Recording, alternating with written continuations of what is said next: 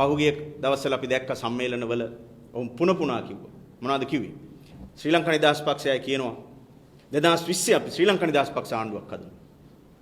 එක්සත් ජාතික පක්ෂය කියනවා ඊළඟ වතාවේ අපි තනි UNP ආණ්ඩුවක් හදනවා කියලා. දැන් එකට ඉන්න ගමන් කියනවා රට හදන්න අපි දෙගොල්ලෝ එකට ආණ්ඩුවක් කරනවා. රට හදන්න දෙගොල්ලෝ එකට ආණ්ඩුවක් කරනවා නම් මොකටද අපෝ වෙනම ආණ්ඩුව හදන්නේ? 2020 තනියෙන් ආණ්ඩුව හදන්න යන්නේ. රට කන්නද? මේ පට්ටපල් බොරුවක්. දැන් මේ පාක්ෂිකයා සතුටු කරන්න කියන කතාව.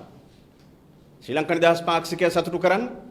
එහි නායකයෝ කියනවා ඊළඟට ශ්‍රී ලංකාවේ ආණ්ඩුවක් හදනවා කියලා.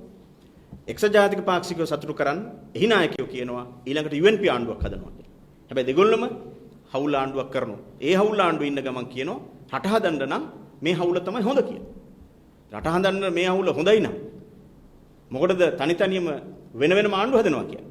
ඒ නිසා මෙවැනි පරස්පර තුල ඉතා පැහැදිලි මේ ශ්‍රී ලංකා නිදහස් පක්ෂයත් එක්සත් ජාතික පක්ෂයත් දෙගොල්ලොම එකතු වෙලා හවුලක් හැදුවත් මේ රටේ ආර්ථික අර්බුදේ පියවන්න බෑ.